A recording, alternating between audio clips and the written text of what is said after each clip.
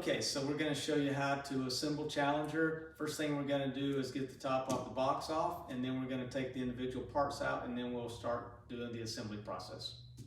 Okay, so the first step on the assembly is to pull all the loose components out, the boxes and other loose parts. So we're going to start taking those out, and we're going to set them over to the side and stage them to get ready for the assembly. So we're going to slide all those parts off to the side. One thing I want to show you to be careful about is in the front portion here, there are the two exercise arms are up front here, and they are actually zip tied to the side cardboard. So you're going to want to come in and cut those loose, and then you want to pull those zip ties out and snake these pieces out around the front side here. So you can actually even take this other piece of cardboard out, and you want to try to just got to get these cut loose completely in here. And like I said, carefully snake those out. Okay, so now that we've got all the components away from the machine, what we're going to do is we're just going to peel this plastic away, and you'll find the hardware blister pack underneath the plastic in the rear of the machine. So we're going to use this obviously to put all the components together. So we're going to get this set to go, and we're going to go to the next step. Okay, so next we're going to take the supports off of the leg links. So we're just going to take that cardboard out of there, just going to slide that down. We're going to do that on both sides, and then we're going to get the hardware for that. That'll be the next step. Okay, so we're going to take the two number 162 flathead bolts and the number 174 Acre nuts, and we're going to connect the two leg links like so.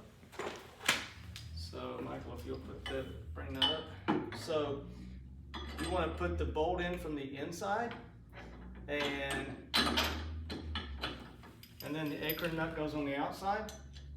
So you'll do that on both sides of the machine, and then we'll go to the next step. Okay, now that we've connected the leg links and got those nice and tight, the next thing we're going to do is we're going to pick the angle of the machine up from the 1 position to the 9 position so that we can add the gas springs. This always takes 2 people because it's pretty heavy.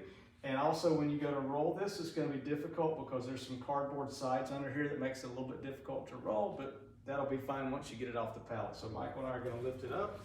You have to unlock the handle, and then you have to pick it up. You can hear it scrubbing the cardboard a little bit along the way. Okay, so next we're going to screw the gas springs into these 2 clevises. One thing you want to make sure of is that these float freely. This one's a little bit tight, so we need to back that bolt off just a little bit. So we're going to loosen those up real quick, and then we're going to come back to the next step. Okay, so now that we have the machine in the number 9 angle position, we're going to put on the gas springs. We're going to take 2 of the 143 bolts, and we're going to take 2 of the number 169 nuts, and we're going to connect the gas springs. So here's how you do that. So let me show you. So we're going to start with the right side one. So now we have the clevises nice and loose, so they rotate freely. And Michael's going to screw that one in all the way tight at the top. And with the nut and bolt, if it doesn't go in easily, you may just have to loosen the handle, pull the yellow handle and just push it up just a little so that bolt will go in. And once you get that in, do the same thing on the left side, and then we'll go to the next step. Okay, so there are some other components that you need to assemble at this stage that are in the rectangular box. It has the owner's manual in it. We're going to set that off to the side for right now. There are 2 of these components. I took them out of the plastic already, but these are safety shear guards. And so we're going to install that on the side of the elevation carriage. And it goes in with these bolts that say shear guard bolts. And so there are 2 per side. And Michael's going to show you how to pop those on. And so here they are, and it's just got the 2 bolts, and then this is the right side, and there's an identical left side. And so there are those 2 screws, so just tighten those down once you get them started and move to the other side. and then we will go to the next step. Okay, also in the rectangular box are the two bumpers for the elevation carriage. So I'm gonna give those to Michael, and he is going to install those with 4 number 127 Allen head bolts. So let me grab these out of here. And these, you have to, for a second, it takes you a second to see the orientation of these, but they slide underneath the frame, and then just screw down through the top.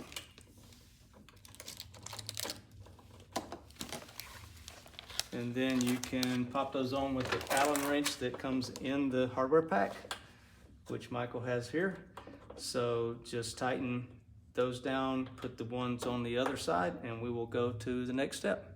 Okay, so next we're gonna take the machine off the pallet. So the first thing you wanna do that is in the back, you wanna cut down the corners of the box. So just take a razor knife and just cut the box corners down so that you can slide it off the back. Okay, so now it's opened up, so it'll come off the back. So next, you're gonna wanna slide the thing to the edge of the pallet so the wheels can get to the ground. When you do that, the box is gonna come with you, but I'll show you how you get it off of it. So here we go. Okay, so now we got it off the edge of the pallet. So now, Michael and I are just gonna pick it up from the front, and we're just gonna let it come back to the floor. So now you take it off, flash it down, roll with you. Bring it out, get it away from the pallet. Okay, so now we're ready to put everything else on, and we can move the pallet out of the way. And then we'll go to the next step. Okay, the next step is to put the console mast on. Before we do that, we have it in position 9 right now, but I'm gonna pull it down to a lower position. It's easier to bolt it on. So let me tell you, with the gas springs and without the other weight on the top, it's difficult to pull down right now. So you have to really push on it to get it where you want it to go. So I'm gonna bring it down to about 3 position for us now. Come in here, Michael. I want to just show these guys on this side. Come over here. I just want to show them. So there's 2 wire cable. There's 2 data cable keepers. They're basically bread ties that hold these things in place. But you want to take this one off so you can mount it down. But you want to leave this one on until it comes time to install the console. So we're going to pull this one off, and then we're going to mount this, mount the mast onto the frame. So let me just show you, when we go to do that, we are going to use these 4 number 185 lock washers and the 4 number 174 hex head bolts. I'm sorry, Allen head bolts. So let me pull those out and get a couple of those. Okay, so you just can use a couple of them just to get it mounted in place first. So while Michael holds it down here, I'm just gonna stick these bolts down on the side. So I'm gonna connect the data cable. Got a nice click there, so it's in place. I'm gonna put the extra of the cable up inside the tube. Then we're gonna push it up into place. And then while Michael holds it, I'm gonna get the first 2 bolts started.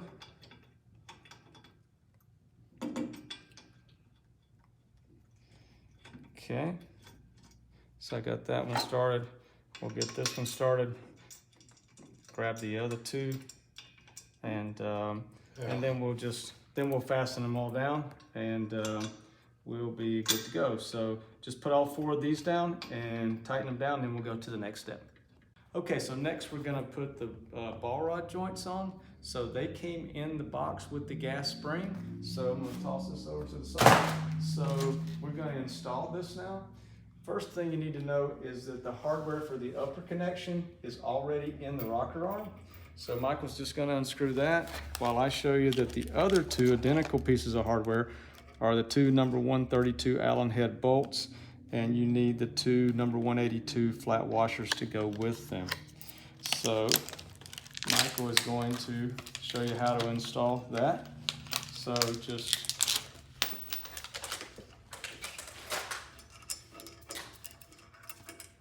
one end up top, and they have nylon patch on them, so you're gonna have to get the wrench to tighten them down. So they don't hand tighten up very far. But once you get those 2 on, you just tighten them up with the wrench. Do the exact same thing on the other side. What I will caution you though on the other side is that you're gonna have to manipulate the leg links to get them correct so that they'll line up. It's easy on the first one because you're not fighting the rocker. But on the second one, we'll stop for a second and let Michael finish this, and then we'll show you how to make that one go easily. So we'll go do that next. Okay, so next we're gonna put the other side of the ball rod link on. So the way you do that is just start with the easy part, just put it up into the rocker arm. And once you get that started, you're gonna need a second person here to help you line up the lower portion. So Michael's just gonna pull this, he's gonna push the two legs forward, and when it gets in just the right place, it'll line up, and you can push that in, and now all you gotta do is tighten them, make sure all four are tight. These things are already pre-adjusted at the factory, the length of them, and they're Loctited down, so they're never gonna move on you. The actual jam nuts are already cinched down to the correct length, so you don't have to mess with that. Just make sure these four bolts are tight, and you're good to go to the next step. Okay, so next we're gonna mount the pressing arms, and so that's gonna require 16 of these number 178 washers, and it's gonna require the 8 number 146 hex head bolts, Allen head bolts, and then it's gonna take the 8 number 169 remaining nuts. So now we're gonna mount it. Okay, so next we're gonna mount the right side exercise arm. So Michael's gonna put it up here, and I'm gonna get the bolts started.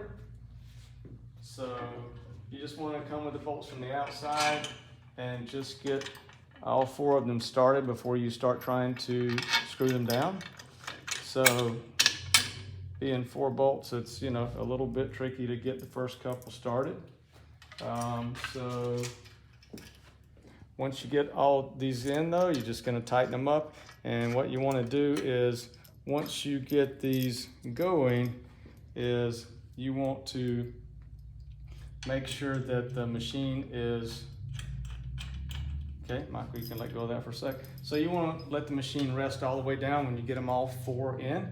Then you want to get these pretty tight. You want to crank these pretty good so that the arm doesn't try to do this while you're doing the exercise motion. So again, get them all 4 started, and then come back, crank them down pretty good, go to the other side, do the same thing. Okay, so in the next section, we're going to show you how to put the console on. And this is a little addendum to that section. So in that section, I say that there are some supplemental screws to screw the console down. And I said that we did not put those in the blister packs. I was mistaken. Some of them in the box have the supplemental screws, and you'll see it in the next section what I'm talking about. But some of them, these 120 screws, are the correct length. So if you have the supplemental screws that say updated console screws, use those. If there's a little packet in the rectangular box. If not, use the one in the blister pack. So next we're going to mount the console. So first thing I'll tell you is that in the rectangular box that had the owner's manual in it, it now has a set of screws that say updated console screws. The ones that are in the blister pack are a little bit too long, but we had a lot of blister packs, so we didn't remake those. We just added the supplementary screws. So the ones that are in the blister pack, you don't need to use. You need to use these updated console screws to mount the console. Console comes in the flat square box. Michael's gonna pop that out, and then we're gonna show you how to mount it.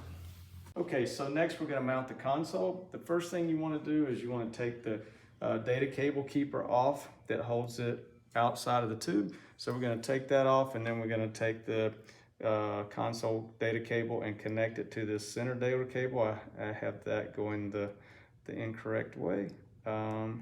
So yeah, just pop that together and get that in nice and tight.